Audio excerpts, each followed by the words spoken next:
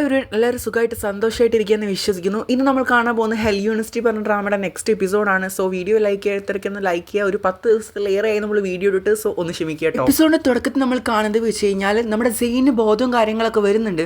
എന്നിട്ടാണെങ്കിൽ അവൾ ചുറ്റോറം നോക്കുന്ന സമയത്താണെങ്കിൽ ഓരോ ഗേൾസിനെ ട്യൂബിലിട്ട് വെച്ചിരിക്കുന്നതാണ് കാണുന്നത്. ആ ഒരു സമയത്താണെങ്കിൽ അങ്ങോട്ടേക്ക് വയലറ്റ് മാഡം അതുപോലെ തന്നെ നമ്മുടെ ലിയാമും വരുന്നുണ്ടായിരുന്നു. എന്നിട്ട് ലിയാമ് പറയുന്നുണ്ടായിരുന്നു, എനിക്ക് നിന്നെ ഹെൽപ്പ് ചെയ്യണമെന്ന് നല്ല ആഗ്രഹമുണ്ട്, പക്ഷെ അതിന് സാധിക്കുന്നില്ലല്ലോ എന്നുള്ള രീതിയിൽ പറയുന്നുണ്ടായിരുന്നു. അപ്പോൾ അവൾ പറയുന്നുണ്ടായിരുന്നു, അങ്ങനെ നോക്കി നിന്നൊരു കാര്യമില്ല, ഹെൽപ്പ് ചെയ്യേണ്ട സമയത്ത് ഹെൽപ്പ് തന്നെ ചെയ്യണം എന്നുള്ളത്. കൂടാതെ അവൻ വീണ്ടും പറയുന്നുണ്ടായിരുന്നു അവളോട്, നിനക്ക് ഒരുപാട് ഫ്രണ്ട്സും കാര്യങ്ങളൊക്കെ ഉണ്ട്, ശരിക്കും എനിക്ക് നിന്നോട് അസൂയ തോന്നുന്നുണ്ട്, നിൻ്റെ ആ ഒരു ഫ്രണ്ട്ഷിപ്പും കാര്യങ്ങളൊക്കെ കാണുമ്പോൾ എനിക്ക് അങ്ങനെ ഒരു ഫ്രണ്ട്ഷിപ്പും കാര്യങ്ങളൊന്നും ഇല്ലല്ലോ എന്നുള്ള രീതിയിൽ പറയുന്നുണ്ടായിരുന്നു. അപ്പോൾ അവൾ പറയുന്നുണ്ടായിരുന്നു, അതിന് കാരണം നീ തന്നെയാണ്, നീ നിൻ്റെ ഫ്രണ്ട്സിനെയും കാര്യങ്ങളൊക്കെ ഒന്ന് ക്രിയേറ്റ് ചെയ്യാൻ നോക്ക്. നിൻ്റെ ഈ ഒരു വയലറ്റ് മാഡം അമ്മേൻ്റെ അടുത്ത് നിന്ന് മാറി നിന്നാലേ നീ ഓരോ കാര്യങ്ങൾ പഠിക്കും, ഒരുപാട് ഫ്രണ്ട്സിനെ കിട്ടും. സോ ഇപ്പോഴും നീ നല്ലൊരു പാത്തിലേക്ക് പോകാൻ നിനക്ക് ചാൻസ് ഉണ്ട്, നീ മാറണം എന്നുള്ള രീതിയിലൊക്കെ പറയുന്നുണ്ടായിരുന്നു കേട്ടോ. കൂടാതെ സെയിനോട് നമ്മുടെ വയലറ്റ് മാഡം പറയുന്നുണ്ടായിരുന്നു, ഇതാണ് ഹിഡൻ ലബോറട്ടറി, ഇവിടെയാണെങ്കിൽ മരിച്ച ആൾക്കാരെ പുനർജീവിപ്പിക്കാൻ വേണ്ടിയിട്ടുള്ള ഓരോ എക്സ്പെരിമെന്റും കാര്യങ്ങളൊക്കെ നടന്നുകൊണ്ടിരിക്കുകയാണ്. സോ അതിന് വേണ്ടിയിട്ടുള്ള ഒരു എക്സ്പെരിമെന്റ് ഇപ്പോൾ സക്സസ് ആയിട്ടുണ്ടെന്നുള്ള രീതിയിൽ പറയുന്നുണ്ടായിരുന്നു. അപ്പോൾ സെയിൻ ചോദിക്കുന്നുണ്ടായിരുന്നു, അങ്ങനെ കിട്ടിക്കഴിഞ്ഞെങ്കിൽ ഞങ്ങൾ വേഗം ഇവിടുന്ന് പുറത്തേക്ക് വിട്ടൂടെ എന്നുള്ള രീതിയിൽ പറയുമ്പോൾ, എങ്ങനെ വിടാനാണ്, ഈ ഒരു ഇവിടെ നടന്നിട്ടുള്ള ഒരു കാര്യം പുറത്തറിയാതിരിക്കാനുള്ള ഒരു എവിഡൻസും കാര്യങ്ങളൊന്നും പുറത്ത് പോവാതിരിക്കാനുള്ള രീതിയിൽ എല്ലാവരെയും നശിപ്പിച്ചിട്ട് ഞങ്ങൾ അടങ്ങുള്ളൂ എന്നുള്ള രീതിയിൽ പറയുന്നുണ്ടായിരുന്നു. കൂടാതെ അവൾ ചോദിക്കുന്നുണ്ടായിരുന്നു, എന്തിനാണ് തന്നെ ഇങ്ങനെ കെട്ടി വെച്ചേക്കുന്നതെന്ന് ചോദിക്കുമ്പോൾ വയലറ്റ് മാഡം പറയുന്നുണ്ടായിരുന്നു, നീയായിട്ട് ഇങ്ങോട്ടേക്ക് വന്നതാണ്, നീയാണ് ശരിക്കും ഞങ്ങളുടെ ലെക്കായി മാറിയൊരു സംഭവം, ഈ ഒരു എക്സ്പെരിമെൻറ്റിന് എന്തോ ഒരു ഘടകം ആവശ്യമുള്ളതായിരുന്നു, പക്ഷേ നിൻ്റെ ബ്ലഡിലൂടെയാണ് ഞങ്ങൾക്ക് കിട്ടിയിട്ടുണ്ടായിരുന്നത്, സോ നിന്നെ അത് ഞങ്ങൾ യൂസ് ചെയ്യാണെന്നുള്ള രീതിയിലൊക്കെ പറയുന്നുണ്ടായിരുന്നു. നീ ഇങ്ങോട്ടേക്ക് വരേണ്ട ഒരാളല്ല, പക്ഷെ നീയായിട്ട് ഇങ്ങോട്ടേക്ക് വന്നതാണ്, സോ നീ ഇതെല്ലാ കാര്യങ്ങളും ഈ ഒരു കോൺസിക്വൻസും കാര്യങ്ങളൊക്കെ അനുഭവിക്കണം എന്നുള്ള രീതിയിൽ പറയുന്നുണ്ട്. ഈ ഒരു എക്സ്പെരിമെൻറ്റ് സ്റ്റാർട്ട് ചെയ്തിട്ടുള്ള സയൻറ്റിസ്റ്റ് പറയുമ്പോൾ നല്ല എഫേർട്ടും കാര്യങ്ങളൊക്കെ എടുത്തിട്ട് എക്സ്പീരിയൻസ്ഡ് ആയിട്ടുള്ള ആളാണ്, പക്ഷേ ഇപ്പോഴത്തെ ആൾ അത്ര എക്സ്പീരിയൻസോ കാര്യങ്ങളോ ഇല്ലാത്തതുകൊണ്ട് തന്നെ എത്രമാത്രം സക്സസ് ആവും എന്നുള്ള കാര്യം ഞങ്ങൾക്ക് അറിയില്ലായിരുന്നു. പക്ഷേ ഈ ഒരു ഹിഡൻ ലാബിനെ കുറിച്ചിട്ട് ഏതൊരു സ്റ്റുഡൻറ്റിനെ അറിയാമെന്നുള്ള കാര്യം ഞങ്ങൾക്ക് അറിയായിരുന്നു. ഞങ്ങൾ ആദ്യം വിചാരിച്ചത് ഏതോ നല്ല പഠിക്കുന്ന ഒരു കുട്ടിക്കാണെന്നാണ്, പിന്നെയാണ് മനസ്സിലായത് ഒരു ആർട്ടിസ്റ്റിനാണെന്നുള്ള കാര്യം. സോ ഉടനെ തന്നെ അവളെ കൊല്ലുകയാണ് ചെയ്തതെന്ന് പറയുമ്പോൾ, സെലിനെ നിങ്ങളാണ് കൊന്നതെന്നുള്ള രീതിയിലൊക്കെ സംസാരം വരുന്നുണ്ട്. ഓ സെലിൻ എന്നാണ് അവളുടെ പേര്, ഓ എനിക്കറിയില്ല എന്നുള്ള രീതിയിലൊക്കെ വയലറ്റ് മാഡം സംസാരിക്കുന്നുണ്ടായിരുന്നേ. ആ ഒരു സമയത്താണെങ്കിൽ നമ്മുടെ സെയിൻ പറയുന്നുണ്ടായിരുന്നു, നിങ്ങൾ ഇവിടെ കൊന്ന ഓരോ സ്റ്റുഡൻസിൻ്റെ പേര് നിങ്ങൾ എന്തായാലും ഓർത്ത് വയ്ക്കും, അതിനുള്ള കോൺസിക്വൻസും കാര്യങ്ങളൊക്കെ നിങ്ങൾ അനുഭവിക്കും, ജീവിതത്തിൽ ഈ കാര്യങ്ങളൊക്കെ അനുഭവിച്ചിട്ട് നിങ്ങൾ ഇവിടെ നിന്നൊക്കെ പോകുള്ളൂ എന്നുള്ള രീതിയിൽ പറയുന്നുണ്ടായിരുന്നു കേട്ടോ. പിന്നെ അവർക്ക് വേണ്ട രീതിയിലുള്ള ബ്ലഡും കാര്യങ്ങളൊക്കെ കിട്ടിക്കഴിഞ്ഞെന്നുള്ള രീതിയിൽ പറയുമ്പോൾ വയലറ്റ് മാഡം പറയുന്നുണ്ട്, അതൊന്നും നോക്കണ്ട, മാക്സിമം എത്രമാത്രം ഊറ്റാൻ പറ്റുമോ അത്രമാത്രം ഊറ്റാൻ വേണ്ടി പറയുന്നുണ്ടായിരുന്നു. പിന്നീട് നമ്മൾ കാണുന്ന ഒരു കാഴ്ച വെച്ച് കഴിഞ്ഞാൽ നമ്മുടെ എയ്സിനെ കെട്ടിയിട്ടിരിക്കുന്ന ആ ഒരു കാഴ്ചയും കാര്യങ്ങളൊക്കെയാണ് കേട്ടോ കാണുന്നത്. എയ്സിൻ്റെ മുന്നിലാണെങ്കിൽ നമ്മുടെ മിസ്കാത്ത് ഉണ്ടായിരുന്നു. അപ്പോൾ ബോധം വന്നപ്പോൾ അവൻ ചോദിക്കുന്നുണ്ടെങ്കിൽ, എന്താ മിസ്കാത്ത് നിങ്ങൾ ഈ കാട്ടിക്കൂട്ടുന്നത്, എന്താണ് എന്നെ ഇങ്ങനെ കെട്ടിയിട്ടേക്കുന്നത്, എനിക്ക് സെയിൻ്റെ അടുത്തേക്ക് പോകണം, അവളെ രക്ഷിക്കണം എന്നുള്ള രീതിയിൽ പറയുന്നുണ്ടായിരുന്നു. അപ്പോൾ മിസ്കാത്ത് പറയുന്നുണ്ടായിരുന്നു, എനിക്ക് നിന്നെ ഒരിക്കലും ഇവിടുന്ന് കെട്ടഴിച്ചു വിടാൻ സാധിക്കില്ല, വയലറ്റ് മാഡത്തിൻ്റെ ഓർഡറാണ്, അവളേക്ക് എന്നുള്ള ബ്ലഡും കാര്യങ്ങളൊക്കെ കിട്ടിക്കഴിഞ്ഞ് കഴിഞ്ഞാൽ നമുക്ക് ഇവിടുന്ന് പൂർണ്ണമായിട്ടും രക്ഷപ്പെടാൻ സാധിക്കും എന്നുള്ള രീതിയിലൊക്കെ പറയുന്നുണ്ടായിരുന്നു. അപ്പോൾ നമ്മുടെ എയ്സ് ആണെങ്കിൽ പറയുന്നുണ്ടായിരുന്നു, സെയിൻ എൻ്റെ ജീവിതത്തിൽ ഞാൻ അത്ര ഇഷ്ടപ്പെട്ട ഒരാളാണ്, സോ അവളെ പ്രൊട്ടക്ട് ചെയ്യാൻ വേണ്ടി ഞാൻ എന്ത് രീതിയിലുള്ള കാര്യങ്ങളും ചെയ്യും, സോ നിങ്ങൾ എന്നെ വിശ്വസിക്കൂ, എന്തായാലും ഇവിടുത്തെ എല്ലാ സ്റ്റുഡൻസിനെ ഞാൻ പുറത്തിറക്കും, പക്ഷേ അവളെയും കൂടെ കൂട്ടിയിട്ടായിരിക്കും, സോ എനിക്കൊരു പ്ലാനും കാര്യങ്ങളൊക്കെ ഉണ്ട്, നിങ്ങൾ എന്നെ കെട്ടഴിച്ച് വിട്ട് കഴിഞ്ഞാൽ എനിക്ക് വയലറ്റ് മാഡത്തിൻ്റെ അടുത്തേക്ക് പോകാനാണ്, അവർക്ക് വേണ്ട ശിക്ഷയും കാര്യങ്ങളൊക്കെ കൊടുക്കാനും നമുക്ക് പറ്റും, സോ നിങ്ങൾ എന്നെ കെട്ടഴിച്ച് വിടാൻ പറയുന്നുണ്ടായിരുന്നു, നിങ്ങളൊരു മനസ്സാക്ഷിയുള്ള ഒരാളാണല്ലോ എന്നുള്ള രീതിയിലൊക്കെ സംസാരിക്കുന്നുണ്ടായിരുന്നു. ആ ഒരു സമയത്താണെങ്കിൽ മിസ്കാത്ത് പറയുന്നുണ്ടായിരുന്നു, ഓക്കെ ഞാൻ നിന്നെ വിശ്വസിക്കുന്നുണ്ട്, നമുക്ക് എല്ലാവർക്കും ഇവിടെ തിരിച്ച് പോകണം, നീ സെയിനെ പ്രൊട്ടക്ട് ചെയ്യണമെന്നുണ്ടെങ്കിൽ നീ എന്തായാലും പ്രൊട്ടക്ട് ചെയ്തോ, ഒപ്പം ഒരിക്കലും ഇതൊരു നെഗറ്റീവ് ഇമ്പാക്റ്റ് ആയിട്ട് വരരുത് എന്നുള്ള രീതിയിലൊക്കെ പറഞ്ഞിട്ട് അവൻ്റെ കെട്ടും കാര്യങ്ങൾ കഴിച്ചു കൊടുക്കുന്നുണ്ട്. കൂടാതെ ആ ഒരു ലബോറട്ടറിക്ക് പോകാനുള്ള താക്കോലും കാര്യങ്ങളൊക്കെ ഇവൻ്റെ കയ്യിൽ ഏൽപ്പിക്കുന്നുണ്ടായിരുന്നു കേട്ടോ. പിന്നീട് നമ്മൾ കാണുന്ന കാഴ്ച വെച്ച് കഴിഞ്ഞാൽ നമ്മുടെ സെയിൻ്റെ ആ ഒരു ബ്ലഡും കാര്യങ്ങളൊക്കെ ഇവർ എടുത്തുകൊണ്ടിരിക്കുക കേട്ടോ. അപ്പോൾ നഴ്സ് പറയുന്നുണ്ടായിരുന്നു, ഇനി എടുത്തു കഴിഞ്ഞ് കഴിഞ്ഞാൽ ഇവിടെ എന്തായാലും മരിക്കും എന്നുള്ള കാര്യം. നഴ്സിനാണെങ്കിൽ ഇത് കണ്ടു നിൽക്കാൻ പറ്റുന്നില്ല, എത്രമാത്രമാണെങ്കിലും വയലറ്റ് മാഡത്തിൻ്റെ ഓരോ കാര്യങ്ങൾക്ക് അനുസരിച്ച് ഒരു പ്രവർത്തിക്കുകയാണെങ്കിലും മനുഷ്യനാണല്ലോ, സോ അവർക്കതൊന്നും കണ്ടു നിൽക്കാനായിട്ട് സാധിക്കുന്നേ ഇല്ല കേട്ടോ. പക്ഷെ വയലറ്റ് മാഡം പറയുന്നുണ്ടായിരുന്നു, അതൊന്നും കുഴപ്പമില്ല, എത്രമാത്രം ബ്ലഡ് എടുക്കാൻ പറ്റുമോ അത്രമാത്രം ബ്ലഡ് എടുക്കണമെന്നു. ആ ഒരു സമയത്താണെങ്കിൽ നഴ്സ് അവരോട് വയലൻ്റ് ആവുന്നുണ്ടായിരുന്നു. എന്നിട്ട് അവിടെയുള്ളൊരു സൈറനും കാര്യങ്ങളൊക്കെ നെക്കി പിടിക്കുന്നുണ്ടായിരുന്നു. ആ ഒരു സമയത്താണെങ്കിൽ നല്ല ഒച്ചയും കാര്യങ്ങളൊക്കെ കേട്ടിട്ട് അപ്പോൾ ആ നഴ്സ് ആ ഒരു സമയത്ത് അവിടെ നിന്ന് പോകുന്നുണ്ടായിരുന്നു കേട്ടോ. ഈ ഒരു സൈറൻ നിർത്താൻ വേണ്ടിയിട്ടുള്ള ഓരോ കാര്യങ്ങളൊക്കെ ആണെങ്കിൽ നമ്മുടെ വയലറ്റ് മാഡം ചെയ്യുന്നുണ്ടായിരുന്നു. ആ ഒരു സമയത്താണെങ്കിൽ ഈ ഒരു സൈറൻ നിർത്താൻ വേണ്ടിയിട്ടാണെങ്കിൽ കുറച്ച് ആൾക്കാരൊക്കെ വന്നിട്ടുണ്ടായിരുന്നു നഴ്സിനെ പിടിച്ചു കൊണ്ടുപോകാൻ വേണ്ടിയിട്ട്. അങ്ങനെ പിന്നീട് നമ്മൾ കാണുന്ന കാഴ്ച വെച്ച് കഴിഞ്ഞാൽ ഈ ഒരു സമയത്താണെങ്കിൽ നമ്മുടെ പുള്ളിക്കാരന് ഈ ഒരു സൈഡ് ഡോക്ടർക്ക് മനസ്സിലായിട്ടുണ്ടായിരുന്നു, ഇനി എടുത്തു കഴിഞ്ഞാൽ അവളുടെ ജീവിതം കൊല്ലാപ്പിലാവും, ലൈക്ക് അവൾ മരിക്കുന്നുള്ള രീതിയിൽ തോന്നിയിട്ടുണ്ടായിരുന്നു. ആ ഒരു സമയത്ത് നൈസ്ലി മൂപ്പര് അവിടെ നിന്ന് പോകുന്നുണ്ടായിരുന്നു കേട്ടോ. പിന്നീട് നമ്മൾ കാണുന്നത് വെച്ച് കഴിഞ്ഞാൽ എയ്സ് അങ്ങോട്ടേക്ക് വന്നിട്ടുണ്ടായിരുന്നു. മേലെ നിന്നിട്ട് ആൾക്കാരെ നല്ല രീതിയിൽ അടിക്കലും കാര്യങ്ങളൊക്കെ ഉണ്ടായിരുന്നു. എല്ലാം വയലറ്റ് മാഡത്തിൻ്റെ ആൾക്കാരാണ്. സോ അവരായിട്ട് അടിയും കാര്യങ്ങളൊക്കെ ആയിട്ട് ഈ ഒരു സമയത്താണ് ഡോക്ടർ അവിടെ നിന്ന് പോകുന്നുണ്ടായിരുന്നത്. കാരണം ഡോക്ടർ ആണെങ്കിൽ കൂടെ അവളുടെ ജീവൻ എടുക്കാനൊന്നും അദ്ദേഹത്തിന് താല്പര്യമില്ല. പക്ഷേ വയലറ്റ് മാഡാണ് മൃഗീയമായിട്ടുള്ള രീതിയിലുള്ള സംസാരം കാര്യങ്ങളും നടക്കുന്നുണ്ടായിരുന്നത്. പിന്നീട് നമ്മൾ കാണുന്നത് നമ്മുടെ എയ്സ് ആണെങ്കിൽ നമ്മുടെ സെയിൻ്റെ അടുത്തേക്ക് വന്നിട്ടുണ്ടായിരുന്നു. അവൾ ഓക്കെ അല്ലേ എന്നുള്ള രീതിയിലൊക്കെ ചോദിക്കുന്നുണ്ടായിരുന്നു. അപ്പോൾ ഓക്കെ ആണെന്നുള്ള രീതിയിലൊക്കെ പറയുന്നുണ്ടായിരുന്നു കേട്ടോ. അപ്പോൾ അവൻ പറയുന്നുണ്ടായിരുന്നു എന്ത് വന്നു കഴിഞ്ഞാൽ നിന്നെ ഞാൻ പ്രൊട്ടക്ട് ചെയ്യാൻ വരും എന്നുള്ള കാര്യം നിനക്ക് അറിയില്ലായിരുന്നു, ഞാൻ വരും എന്നുള്ള കാര്യം നിന്നോട് പറഞ്ഞതില്ലേ എന്നുള്ള രീതിയിലൊക്കെ സംസാരം. അങ്ങനെ അവർ പേഴ്സണലി കുറച്ച് കാര്യങ്ങളൊക്കെ സംസാരിക്കുന്നുണ്ടായിരുന്നു. ഒരുപാട് പ്രശ്നങ്ങളും കാര്യങ്ങളൊക്കെ നടക്കുന്നുണ്ട്, എല്ലാം നമുക്ക് പൊരുതി നേരിടുക തന്നെ വേണം എന്ന് പറഞ്ഞിട്ട് എയ്സ് ആണെങ്കിൽ അവൾക്കൊരു കത്തിയും കാര്യങ്ങളൊക്കെ കൊടുക്കുന്നുണ്ടായിരുന്നു. എന്നിട്ടാണെങ്കിൽ അവർ തിരിച്ചു വരുന്ന സമയത്താണെങ്കിൽ ഒരുപാട് ആൾക്കാരെ ഇങ്ങോട്ടേക്ക് വന്നിട്ട് ഫൈറ്റും കാര്യങ്ങളൊക്കെ നടക്കുന്നുണ്ട്. സോ അവരൊക്കെ തോൽപ്പിച്ചതിന് ശേഷം വീണ്ടും നടന്നു വരുന്ന സമയത്താണെങ്കിൽ എയ്സിന് തീരെ നടക്കാൻ ബുദ്ധിമുട്ടുണ്ട് കേട്ടോ.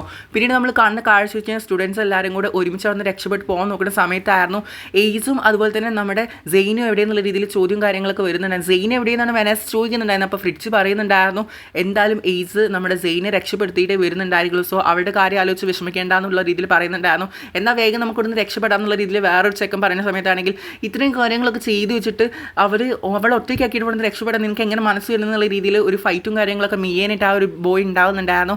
ആ ഒരു സമയത്താണെങ്കിൽ ഏഞ്ചലിക്ക പറയുന്നുണ്ടായിരുന്നു ഞാനും സെയിനും തമ്മിൽ ഒരുപാട് പ്രശ്നങ്ങളും കാര്യങ്ങളൊക്കെ ഉണ്ടാവും, പക്ഷേ നമ്മളിവിടെ ആദ്യം അകപ്പെട്ട ആൾക്കാരാണ്, പിന്നീടാണ് അവൾ അങ്ങോട്ടേക്ക് വന്നത്, എന്തുകൊണ്ട് നമ്മുടെ ജീവിതം രക്ഷപ്പെടുത്താൻ വേണ്ടിയിട്ട് അവൾ അവിടെ കിടന്ന് പൊരുത്തുന്നുണ്ടെങ്കിൽ അവൾ ഒറ്റയ്ക്കാക്കിയിട്ട് ഇവിടുന്ന് പോകാൻ പറ്റില്ല, സോ അവൾക്ക് വേണ്ടിയിട്ട് നമ്മൾ ഫൈറ്റ് ചെയ്യാൻ വേണമെന്നുള്ള രീതിയിലൊക്കെ ഏഞ്ചലിക്ക പറയുന്നുണ്ടായിരുന്നു കേട്ടോ.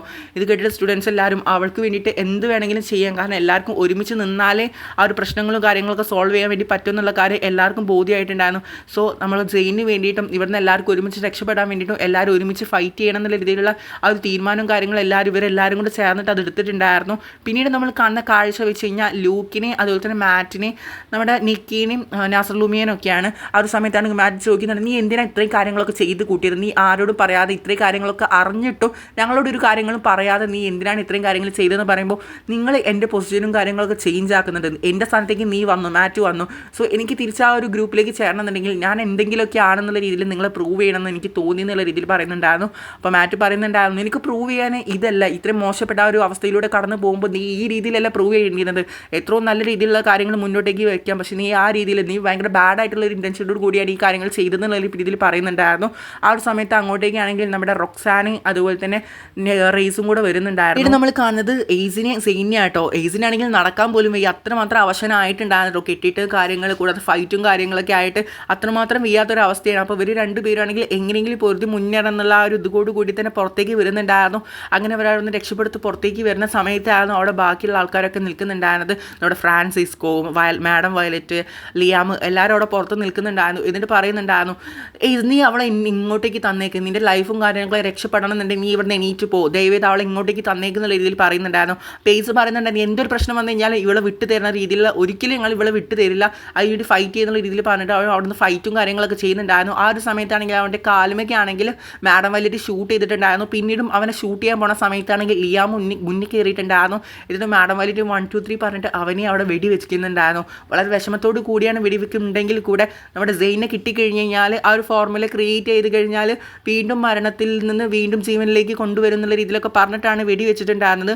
വയലറ്റ് മാഡം സ്വന്തം മകനെ പോലും വെടി വെച്ചിട്ടാണ് ഇത് കാണുന്നത്. അപ്പോൾ ഈ നമ്മുടെ സെയിനൊക്കെ ആണെങ്കിൽ ചീറുമായിട്ട് അവിടെ കിടന്നത്, കാരണം സ്വന്തം മകനെയാണ് അവിടെ വെടി വെച്ചിട്ടുള്ളത് ഈ ഒരു ഫോർമുലയ്ക്ക് വേണ്ടിയിട്ട്. രക്ഷപ്പെടുത്തുന്നൊക്കെ പറയുന്നുണ്ടെങ്കിലും മകനാണെന്നുള്ളൊരു ബോധ്യം ഉണ്ടല്ലോ. പിന്നീടാണെങ്കിൽ നമ്മുടെ ഫ്രണ്ട്സ് എല്ലാവരും കൂടി ഒരു വാക്കി ടോക്കി യൂസ് ചെയ്തിട്ടാണ് റേഞ്ചും കാര്യങ്ങളൊക്കെ കിട്ടുണ്ടോ എന്ന് നോക്കുന്ന സമയത്ത് മാഡം വയലറ്റിൻ്റെ ബാക്കിയുള്ളവരെല്ലാവരും കൂടി ചേർന്നിട്ട് അവരവിടെ കുടുക്കിയിട്ടുണ്ടായിരുന്നു. ഇത് നമ്മൾ കാണുന്നതാണെങ്കിൽ മാഡം വയലറ്റിനെയാണ്. മാഡം വയലറ്റ് ആണെങ്കിൽ തൻ്റെ മോനെ വെടി വെച്ചതിൻ്റെ ആ ഒരു ടെൻഷനും കാര്യങ്ങളൊക്കെ മുഖത്ത് നല്ല രീതിയിൽ കാണുന്നുണ്ടായിരുന്നു. ആ ഒരു സമയത്താണെങ്കിൽ നമ്മുടെ സെയിൻ ആണെങ്കിൽ എണീറ്റ് നിന്നിട്ട് എല്ലാവരോടും നല്ല രീതിയിൽ തന്നെ ഫൈറ്റും കാര്യങ്ങളൊക്കെ ചെയ്യുന്നുണ്ടായിരുന്നു. ആ ഒരു സമയത്താണെങ്കിൽ മാഡം വയലറ്റ് പറയുന്നുണ്ടായിരുന്നു ഇത്ര അടിപൊളി ബ്ലഡാണ് നിനക്ക്, ആ ബ്ലഡും കാര്യങ്ങളൊക്കെ വേറൊരാളുടെ ജീവിതം രക്ഷപ്പെടുത്താൻ വേണ്ടി നിനക്ക് തന്നാൽ പോരെ എന്നുള്ള രീതിയിലൊക്കെ പറയുന്നുണ്ടായിരുന്നു. അപ്പോൾ ഇവനാണെങ്കിൽ അതിൻ്റെ ആ ഒരു സമയത്താണെങ്കിൽ എയ്സ് എണീക്കുന്നുണ്ടായി. എന്നിട്ട് എയ്സ് പറയുന്നുണ്ടായിരുന്നു ഒരിക്കലും ചെയ്യരുത് സെയിൻ, ഒരിക്കലും ചെയ്യരുത്, അവരുടെ അടുത്തേക്ക് നീ പോകരുത് എന്നുള്ള രീതിയിലൊക്കെ പറയുന്നുണ്ടായിരുന്നു. കാരണം എയ്സ് ആണെങ്കിൽ അവളെ മാക്സിമം പ്രൊട്ടക്ട് ചെയ്യുക എന്നുള്ള രീതിയിൽ നോക്കുന്നുണ്ടായിരുന്നു. വെടിവെപ്പും കാര്യങ്ങളൊക്കെ നടന്നിട്ടുണ്ടെങ്കിലും മാക്സിമം നമ്മുടെ സെയിനെ പ്രൊട്ടക്ട് ചെയ്യുക എന്നുള്ള രീതിയിലാണ് നോക്കുന്നുണ്ടായിരുന്നത്.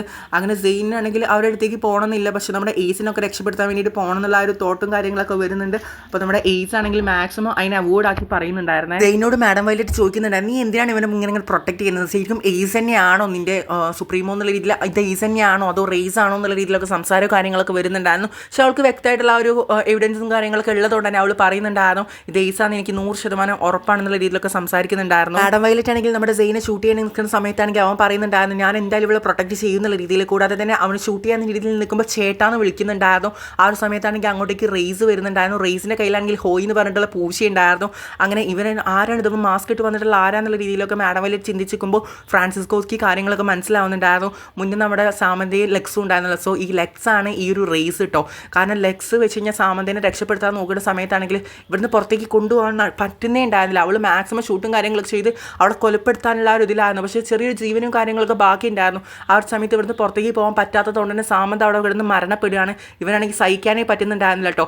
ആ ഒരു സമയത്താണെങ്കിൽ അങ്ങോട്ടേക്ക് ഫ്രാൻസിസ്കോ വരുന്നുണ്ടായിരുന്നു. എന്തായാലും നിങ്ങൾക്ക് രണ്ടുപേർക്കും ഇവിടുന്ന് രക്ഷപ്പെട്ട് പോകാൻ പറ്റില്ല, നീ ഇവിടുന്ന് രക്ഷപ്പെട്ട് പോവില്ല എന്ന് പറഞ്ഞിട്ടാണെങ്കിൽ ഷൂട്ട് ചെയ്യുന്നുണ്ടായിരുന്നു. നീ മരിച്ചില്ലേ എന്നാൽ ഞാൻ കൊല്ലാന്നുള്ള രീതിയിലൊക്കെ പറഞ്ഞിട്ട് ഫ്രാൻസിസ്കോ ഷൂട്ട് ചെയ്യുന്നുണ്ടായിരുന്നു. അങ്ങനെ ഷൂട്ടും കാര്യങ്ങളൊക്കെ ചെയ്യുന്നുണ്ടായിരുന്നു. പക്ഷേ ആ ഷൂട്ട് ചെയ്തത് നേരെ പോയിട്ട് നമ്മുടെ ലെക്സിൻ്റെ കണ്ണിലേക്കായിരുന്നു പോയിട്ടുണ്ടായിരുന്നത്. സോ ഇവർ വിചാരിച്ചത് കണ്ണിലേക്ക് ഷൂട്ട് ചെയ്തതാണല്ലോ, സോ മരിച്ചിട്ടുണ്ടാവും എന്നാണ് വിചാരിച്ചത്. പക്ഷേ ലെക്സ് മരിച്ചിട്ടുണ്ടായിരുന്നില്ല. റേസായിട്ട് വീണ്ടും തിരിച്ചു വന്ന് റിവെഞ്ചും കാര്യങ്ങളൊക്കെ എടുക്കാൻ വേണ്ടി തിരിച്ചു വന്നിട്ടുണ്ടായിരുന്നു. മാസ്ക് മാറ്റിയപ്പോൾ ഇവരെല്ലാവരും ഞെട്ട് കേട്ടോ. കാരണം ലെക്സ് ആണ് ഈ ഒരു റേസ് എന്നുള്ള കാര്യം മനസ്സിലായിട്ട് കാണിച്ചുകൊണ്ടാണ് ഇന്നത്തെ എപ്പിസോഡോട് അവസാനിക്കുന്നത്. വീഡിയോ ഇഷ്ടപ്പെട്ട് കഴിഞ്ഞാൽ ലൈക്ക് ചെയ്യാനും സബ്സ്ക്രൈബ് ചെയ്യാനും കമൻറ്റ് ചെയ്യാനും മറക്കരുത്. So by.